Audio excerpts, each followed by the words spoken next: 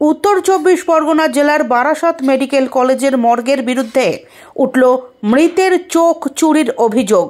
এই অভিযোগকে ঘিরে ব্যাপক চাঞ্চল্য সৃষ্টি হয় বারাসাত হাসপাতালে। মৃতের পরিবারের লোকজন বারাসাত হাসপাতালের বাইরে বেরিয়ে যশোর রোডে বিক্ষোভ দেখাতে থাকেন।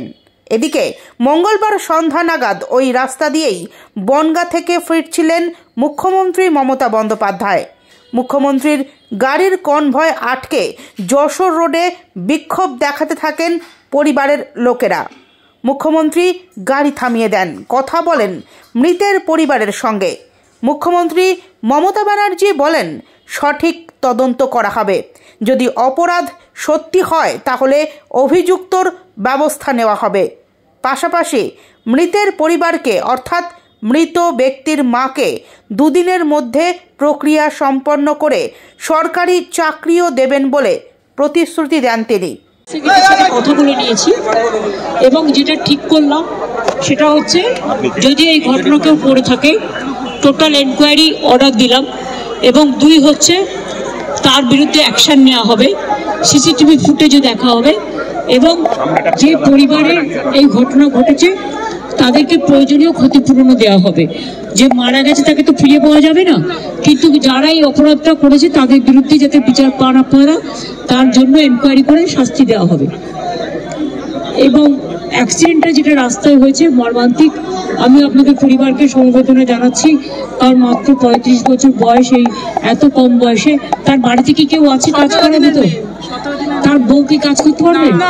তিনি বিধবা, মা আছে, মা তো আছে, মায়ের কত বছর বয়স? 50 হবে, 50 হয়নি, 48 শুনেছেন এখানে। আচ্ছা, বাড়ির অ্যাড্রেসটা লিখে নাও আর বায়োডাটাটাও মার নিয়ে নাও। ঠিক ম্যাডাম। আমি আমার কোটায় যে চাকরি হয় বছরে 2টো, আমি তার থেকে একটা করে দেবো, কাছাকাছি করে দেবো যাতে উনি মানে সংসারটা চালাতে পারেন। ঠিক আছে, আমি এটা করে দিচ্ছি। অন্যায়ের বিচার হবে, 2 হচ্ছে ক্ষতিপূরণ হবে, 3 হচ্ছে আমি আমার নিজের চিফ মিনিস্টারের কোটা থেকে আমার বছরে 2টো পাই, আমি সেখান থেকে 1 বছর 10,000 টাকা করে পাবে গ্রুপ ডি, আর 1 বছর বাদে পার্মানেন্ট চাকরি হয়ে যাবে। ঠিক আছে, মায়েরটা আমি করে দেবো। আপনি একটা কাজ করুন, ওনার মায়ের যে একটা বায়োডাটা লাগবে, বায়োডাটা মানে বুঝতে পারছেন তো, নাম, অ্যাড্রেস আর বয়স আর পড়াশোনা যদি করে, ঠিক আছে, না করলে কোনো অসুবিধা নেই, তাহলে লিখে দেবেন, লিখতে পারে পড়তে পারে, এইটুকু লিখেই হবে। এখানে আর কোনো কিছু নির্দিষ্ট কিছু নেই, শুধু এইটুকু লাগে কারণ গভর্নমেন্ট সার্ভিস বলে। আমি আপনাদের সুপ্রতিভ আমাকে যখনই দেবে বায়োডাটা আমি করে দেবো। আমি 2 দিন টাইম নিচ্ছি, ও কালকে আপনাদের বাড়ি থেকে কালেক্ট করবে, কালেক্ট করে আপনারা মৃতদেহ সৎকার করে নিন, কালকে কালেক্ট করবে, ডিএমও আছে এখানে। 1 হচ্ছে এনকোয়ারি হবে, 2 হচ্ছে ক্ষতিপূরণ হবে, 3 হচ্ছে ওর মাকে আমি একটা চাকরি করে দিচ্ছি আমার নিজের কোটা থেকে।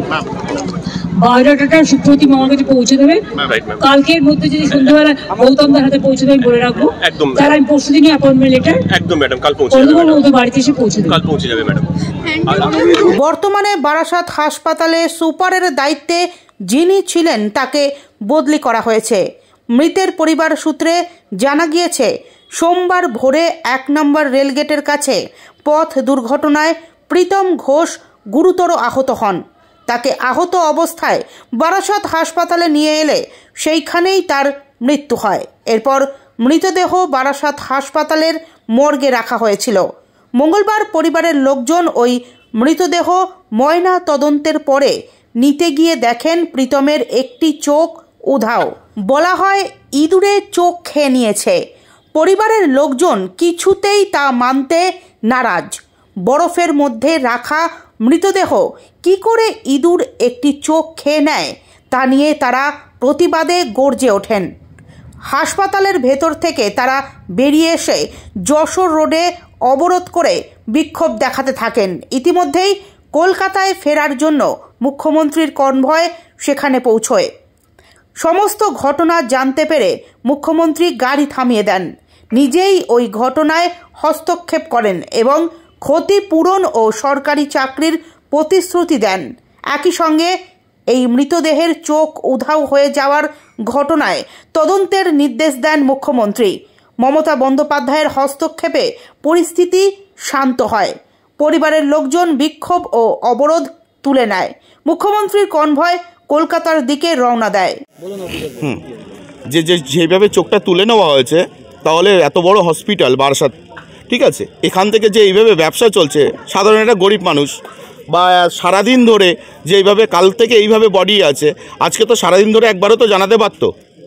হাসপাতাল কর্তৃপক্ষের সঙ্গে এই বিষয়ে কোনো কথা হয়েছে? না না না না, কোনো কথা হয়নি। তারা কি পাশে দাঁড়াচ্ছেন আপনার? না না না, কোনো দাঁড়ায়নি।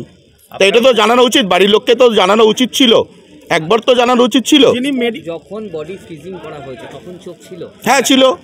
আজকে বুঝতে পারলেন যে হ্যাঁ চোখ নেই, যখন বডিটা আমরা বার করি, মানে পিএম এর পরে ওই যে দেখেন, এই যে হ্যাঁ হ্যাঁ, তারপরে বডি যখন আমরা বার করি তখন থেকে একটা চোখ নেই, ডান সাইডের মা সাইডের চোখটা নেই। আপনারা কি অভিযোগ করছেন? চোখ কে নিল? এখানে ব্যবসা করছে, তাহলে ব্যবসায়ী হচ্ছে।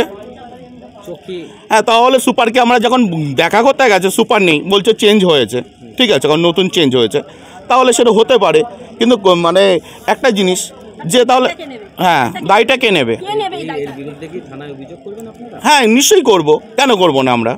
যিনি মারা গেছেন এনার বাড়ি কোথায়? বাড়ি হচ্ছে 1 নম্বর রেলগেট। কি হয়ে মারা গেছিল? অ্যাক্সিডেন্ট কেসে। কি নাম? প্রীতম ঘোষ। বয়স? বয়স দিদি 36 বছর বয়স। আপনার নাম? আমার নাম ঝন্টু আলী। আপনি কে? আমি ওর বন্ধু সম্পর্ক।